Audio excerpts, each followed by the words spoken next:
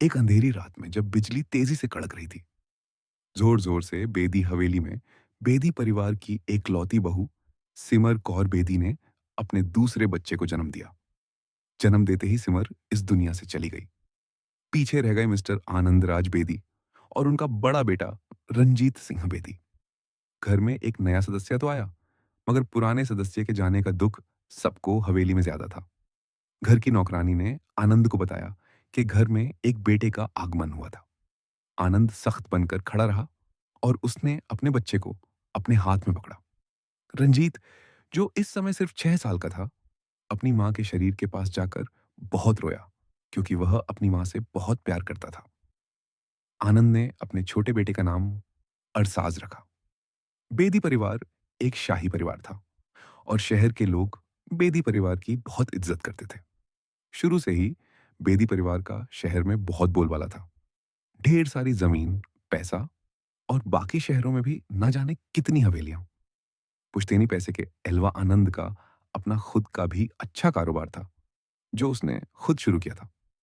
आनंद के ऊपर अब अकेले अपने दोनों बेटों की जिम्मेदारी आ गई। आनंद रंजीत को तो संभाल सकता था, मगर अरसाज अभी बहुत छोटा था, इसलिए उसने दूसरी शादी की। आनंद की दूसरी पत्नी पवनीत थी। वैसे तो आनंद सिमर से बहुत प्यार करता था, मगर उसके छोटे बच्चों के कारण उसे पवनीत को अपनी जिंदगी का हिस्सा बनाना पड़ा। पवनीत के अंदर गुस्सा था। आनंद उसे उतना नहीं चाहता था जितना कि वह सिमर को चाहता था, और ऊपर से आनंद राज की दूसरी पत्नी का रुतबा उसे चिढ़ाता था। पवनीत जानती थी कि आनंद सिर्फ उसे घर में उसके बच्चों की देखभाल के लिए लाया था, और आनंद को उसमें कोई दिलचस्पी नहीं थी। पवनीत ने आनंद से कहा, आनंद जी, परिवार में 2 बच्चे तो हैं, मगर वो आपके और आपकी पहली पत्नी सिमर के हैं। मेरे ख्याल से एक बच्चा आपका और मेरा भी होना चाहिए, ताकि लोग मुझे भी सिमर की हैसियत से देखें। आनंद ने प्यार से पवनीत को समझाया, मैं जानता हूं पवनीत, तुम अपनी खुद की औलाद चाहती हो, पर देखो ये भी तो तुम्हारे बच्चे ही हैं। रंजीत और अरसाज को एक माँ का प्यार चाहिए, और फिर मेरे ये दोनों बच्चे ही मेरा सब कुछ है। इसलिए मुझे और किसी की जरूरत नहीं लगती। मुझे उम्मीद है तुम समझोगी। पवनीत को गुस्सा आया और वह अंदर ही अंदर जलती रही। रंजीत पवनीत को ही सिमर समझ के ज्यादा समय अपनी माँ के साथ बिताता और उसकी खूब इज्जत करता। पवनीत आनंद से बदला चाहती थी, इसलिए उसने जानबूझकर कर रंजीत के दिल में अरसाज के लिए नफरत भरनी शुरू कर दी। पवनीत चाहती थी कि दोनों भाइयों में नफरत हो और दोनों एक दूसरे से हमेशा लड़ते रहें। रंजीत छोटा था और भोला भी, इसलिए पवनीत की यह चाल रंजीत पे चल गई। अरसाज रंजीत से 6 साल छोटा था, और जब वह 5 साल का हुआ तो पवनीत ने यही तकनीक अरसाज पे भी इस्तेमाल करनी शुरू की। मगर अरसाज के दिमाग पर पवनीत की बातों का कोई खास असर नहीं हुआ। अरसाज अपने पिता के ज्यादा करीब था और अपने पिता की बातें ज्यादा ध्यान से सुनता था। आनंद ने अरसाज को बताया कि उसका भी एक बड़ा भाई था, जिसको उसने पैसे और प्रॉपर्टी के लालच में जानबूझकर मारा था, जिसकी वजह से सिमर आनंद से नफरत करती थी। आनंद बोला, तुम्हारी माँ मुझसे बहुत प्यार करती थी, मगर जब तुम्हारा जन्म होने वाला था, उसे 4 महीने पहले उसे यह बात पता लगी कि मैंने अपने बड़े भाई की शादी वाले दिन उसे धोखे से मरवा दिया था, और इसका इल्जाम किसी और पर लगाकर बात को पैसे की मदद से डबवा दिया। शुरू में तो मुझे कोई फर्क नहीं पड़ा, मगर अब जब मैं 2 बेटों का पिता बना और जब भी मैं तुम दोनों को साथ देखता हूं, तो मुझे अपने बड़े भाई की बहुत याद आती है। अरसाज, मैं तुम्हें यह इसलिए बता रहा हूं क्योंकि मैं नहीं चाहता तुम मेरी तरह अपने बड़े भाई से नफरत ना करो। रंजीत, चाहे जो भी करे, जो भी बोले, बेटा, कभी भी रंजीत की बात का गुस्सा मत करना। उसका हमेशा साथ देना, क्योंकि बड़े भाई बहन का प्यार किस्मत से मिलता है। मुझे पता है तुम मुझसे नफरत करोगे, मगर तुम मेरे वाली गलती मत करना। अरसाज ने प्यार से अपने पिता के आंसू पोंछे और उन्हें गले लगाया, और उनसे वादा किया कि वह रंजीत से अपनी जान से ज्यादा प्यार करेगा, चाहे वो कैसा भी हो। रंजीत और अरसाज एक ही हवेली में पले, मगर एक के अंदर पवनीत की भरी हुई नफरत थी और दूसरे के अंदर आनंद का भरा हुआ प्यार। रंजीत अरसाज से कई गुना काबिल था और उसे घर का बड़ा बेटा होने का घमंड था। उसे अरसाज से नफरत थी क्योंकि वह अरसाज को अपनी माँ को खोने की वजह समझता था। रंजीत को लगता था कि अरसाज उसे डरता था, इसलिए उसके सामने मुस्कुराता रहता था। या फिर अरसाज के दिल में भी नफरत थी, बस वह बाहर से मीठा बनता था क्योंकि वह चालाक था। मगर बात बहुत अलग थी। अरसाज रंजीत से बहुत अलग था। उसके दिल में रंजीत के लिए बहुत इज्जत और प्यार था, इसलिए वह हर वक्त रंजीत की बात मानता और मुस्कुराता। अरसाज को रंजीत से कोई जलन नहीं थी, बल्कि वह अपने बड़े भाई को अपना दोस्त और अपनी जान मानता था। रंजीत और अरसाज ने पढ़ाई के साथ साथ और कई नई चीजें सीखी जो उनके पिता अपने दोनों बेटों को सिखाना चाहते थे, जैसे कि घुड़सवारी और तलवारबाजी।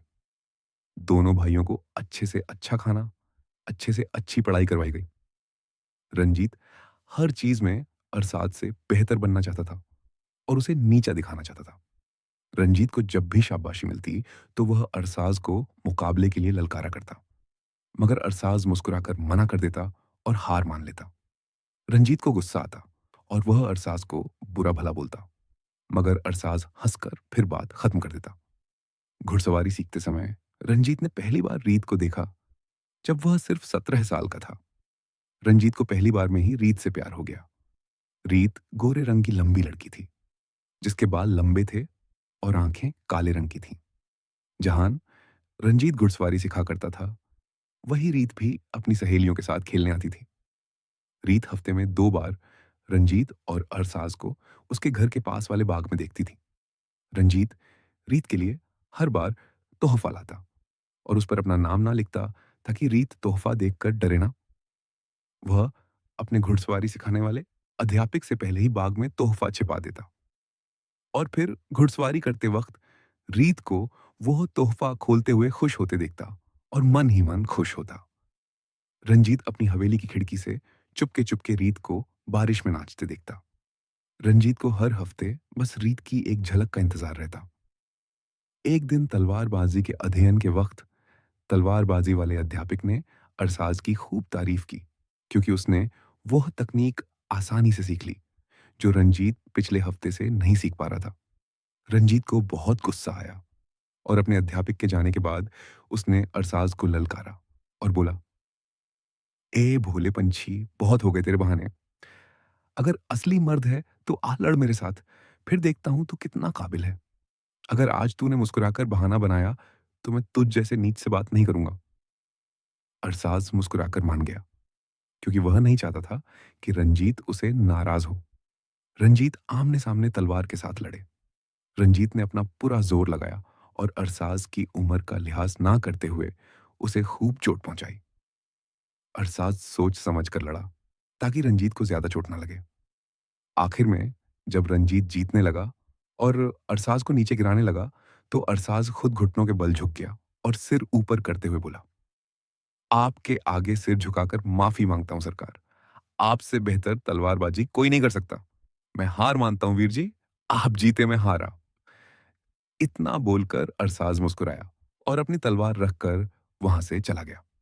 रंजीत को गुस्सा आया कि अरसाज ने फिर बिना अच्छे से लड़े मैदान छोड़कर भाग गया। रंजीत ने अपने माता पिता के सामने अरसाज को डरपोक बोला और उसकी खूब बेइज्जती की, मगर अरसाज चुप रहा।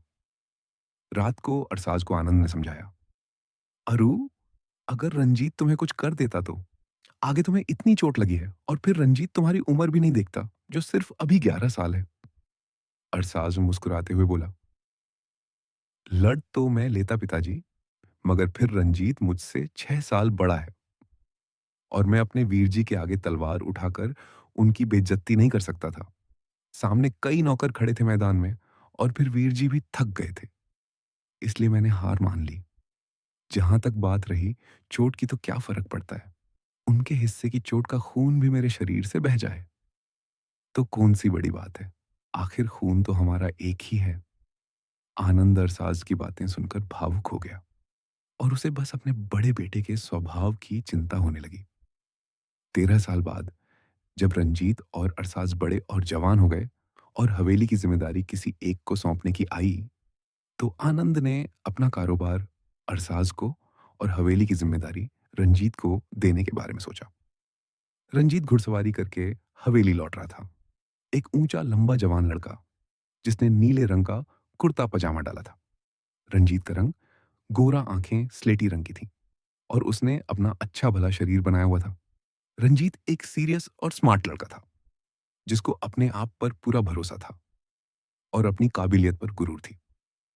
रंजीत को दुनिया में सबसे ज्यादा प्यार वैसे तो पवनीत से था, मगर उसके 3 साल पहले गुजरने की वजह से अब उसे रीत से सबसे ज्यादा लगाव था, जो अब 24 साल की हो चुकी थी। रंजीत अपने पिता की इज्जत करता था, मगर उनसे प्यार कम ही करता था, क्योंकि वह उसके दुश्मन यानी कि अरसाज से बहुत प्यार करते थे। दूसरी ओर अरसाज वैसे तो रंजीत से कम सुंदर था, मगर उसकी आदतें सबका मन मोह लेती थीं। अरसाज भी एक लंबा जवान लड़का था जिसकी आंखें अपनी माँ सिमर की तरह बड़ी थीं और रंग अपने भाई की तरह गोरा था। अरसाज की मुस्कुराहट बहुत प्यारी थी।